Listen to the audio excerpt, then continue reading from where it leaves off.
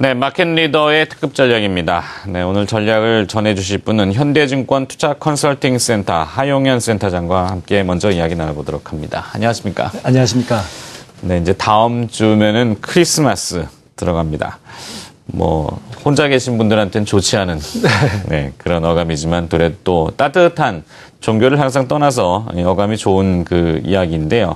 시장에서도 항상 기대를 좀 많이 하지 않습니까? 네. 크리스마스 랠리라는 표현도 쓰고 산타 랠리 이렇게도 표현하는데 자, 연말이 다가오고 이제 주식시장도 뭐 올해를 마감하려면 한 개장일수는 정확히 계산해 보진 않았습니다만 앞에까지 많지는 않은 것 같고요.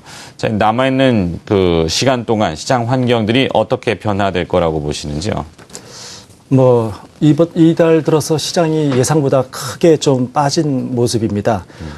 가장 중요한 것은 QE 테이퍼링 조기 실시 가능성 때문인데요.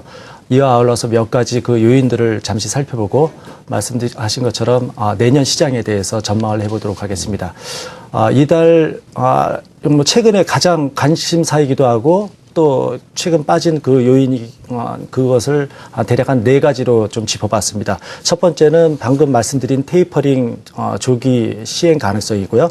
두 번째는 엔화 약세에 따른 우리 증시의 상대적인 그 비선호 현상, 그리고 세 번째는 유로존하고 이머징 경기의 모멘텀이 부진하다. 그리고 마지막으로는 부정적인 증시 내부적 요인, 이렇게 말씀드릴 수 있겠습니다.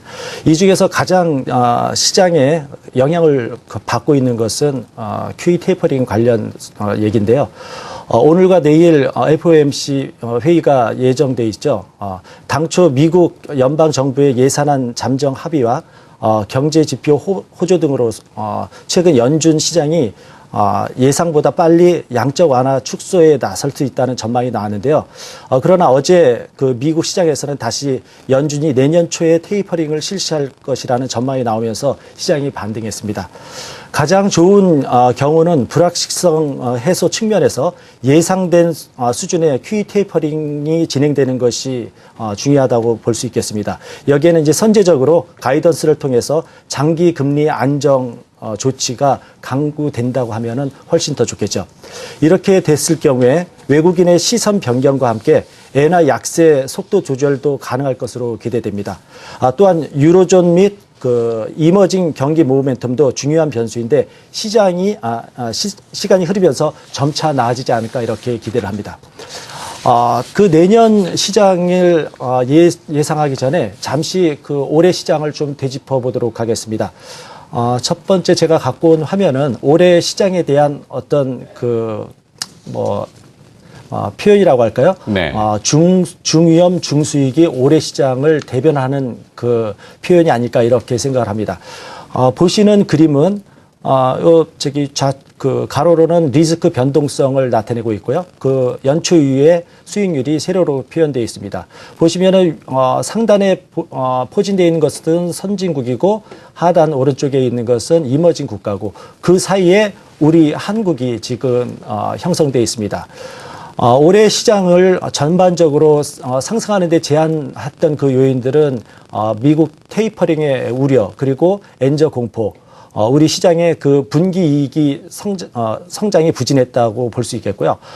반대로 하방 경직성을 뒷받침하는 그런 요인으로는 경상수지 흑자가 경제 어떤 안정성을 보여줬다는 것과 함께 선진국의 회복세에 따라서 우리나라의 그 수요 회복 기대가 하방 경직성을 뒷받침하지 않았나 이런 생각을 합니다. 앞서 말씀드린 것처럼 올해 시장은 불안하지도 않고 매력적이지도 않은 그 중위험, 중수익이 특징이다 이렇게 말씀드렸는데 향후 시장은 내년의 시장은 좀 달리 흘러가지 않을까, 좀 더 좋게 흘러가지 않을까 이렇게 생각을 합니다.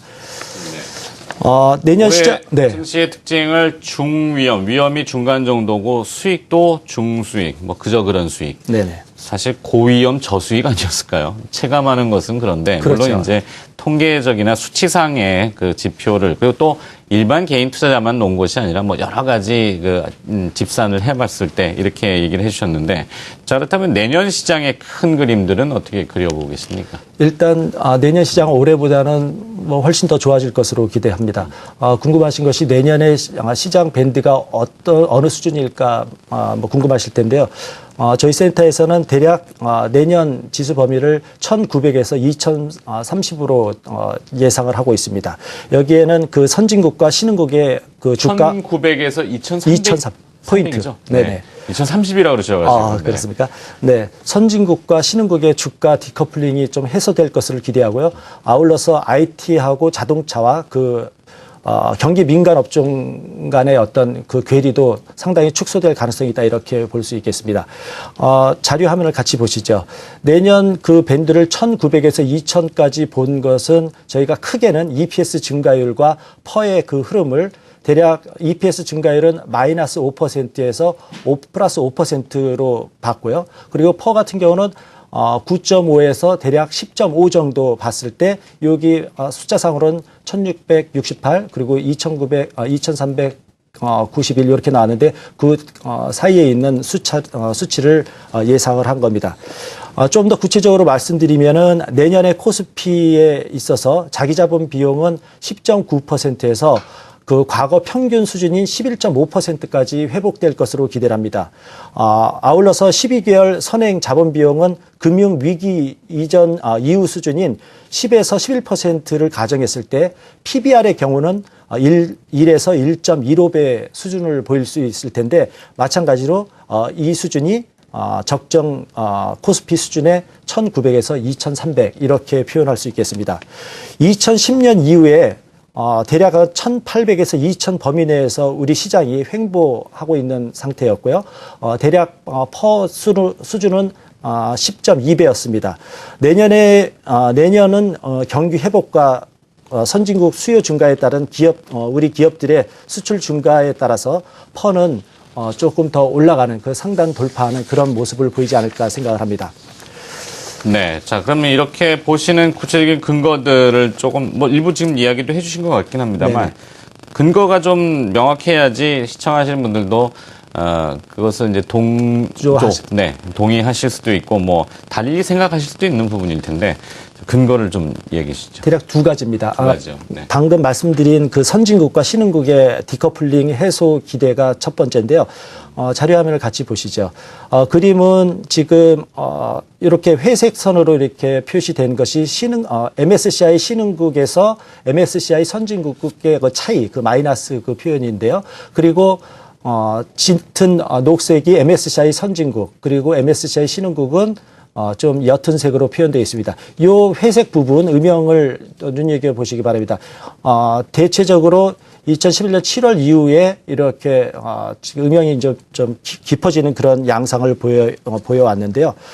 2011년에서 13년은 글로벌 증시 차별화 시기라고 할 수 있습니다. 이 기간 동안에 나타난 현상을 극단적인 선진국 증시와 선진국의 호황과 신흥국의 정체 이렇게 표현될 수 있겠는데 신흥국과 선진국 시장의 차별화가 진행될 수는 있지만 이 정도의 차별화 경우는 역사적으로 상당히 드문 경우입니다. 그래서 선진국 대비 신흥국의 약세가 지금보다는 조금 더 완화되지 않을까 이런 생각을 하고 있습니다. 향후에 글로벌 시장은 선진국 증시가 강세를 유지하는 가운데 신흥국 증시가 후발주자로서 상승할 것으로 기대를 합니다. 이는 선진국의 자본재 수요 증가와 함께 신흥국 생산 및 경기가 개선될 것으로 기대하기 때문입니다. 두 번째로 말씀드릴 수 있는 것이 우리 시장에 대한 투자 매력도가 좀 높아지지 않을까 하는 생각입니다. 다음 보실 그 자료는 두 가지를 이제 같이 섞어 놨는데요. 2013년도하고 2014년도의 이익 성장성의 여력을 비교해 본 표입니다. 네. 왼쪽이 2013년도고 오른쪽이 2014년도인데요. 왼쪽에 보시면은 우리 한국이 지금 대략 EPS 성장률로 6에서 7%대 포진되어 있고요. 오른쪽 경우에 보면은 대략 한 22% 정도 이상의 그런 기대를 한국이 지금 안고 있습니다.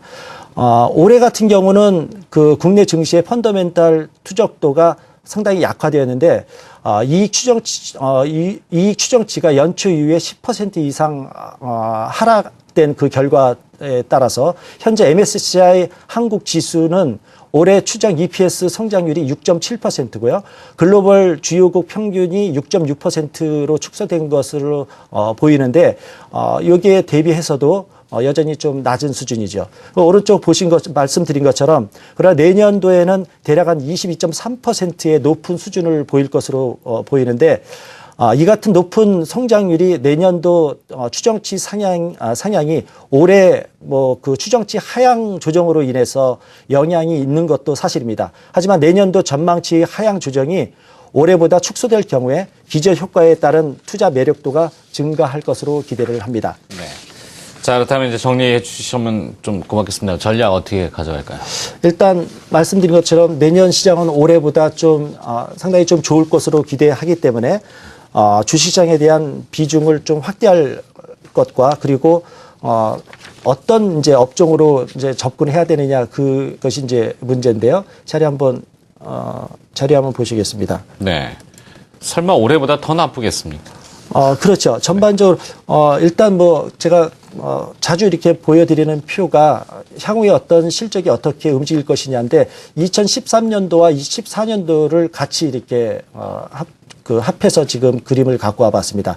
경기 민간 업종, 산업재, 소재, 에너지 등이 상당히 고성장이 기대된다 이렇게 볼 수 있고요. 상대적으로 이익 비중이 높았던 IT라든가 자동차 이런 성장세는 둔화돼서 아까 말씀드린 것처럼 그 격차가 좀 축소될 가능성이 있다 이렇게 보고 있습니다. 그래서 연말까지는 아까 시장을 잠깐 살펴보았지만은 박스권 등락을 염두에 두고 이익 가시성이 높은 개별 종목 중심으로 안정적인 그런 투자를 지향하면 괜찮을 것 같고요. 내년도는 성장에 대한 공격적인 대응은 경기 모멘텀이 증가할 가능성이 있는 내년 상반기로 좀 미루는 것이 낫지 않을까 이런 생각을 해봅니다. 그래서 전반적으로 이익의 성장성을 고려한 그런 투자 전략을 펴신다고 하면은 전반적으로 좋은 시장이 기대되기 때문에 상당히 좀 수익이 있지 않을까 이런 생각을 해봅니다. 제발 좀 그렇게 됐으면 좋겠습니다. 미래에는 한 치 앞을 내다볼 수는 없겠습니다만 사실 여러 가지 자료들을 취합하셔서 논리적으로 전망을 하신 거니까 설득력이 있으리라고 믿어 의심치 않겠습니다. 마켓 리더 특급 전략이었고요. 현대증권 투자 컨설팅 센터 하용현 센터장이 수고해 주셨습니다. 고맙습니다.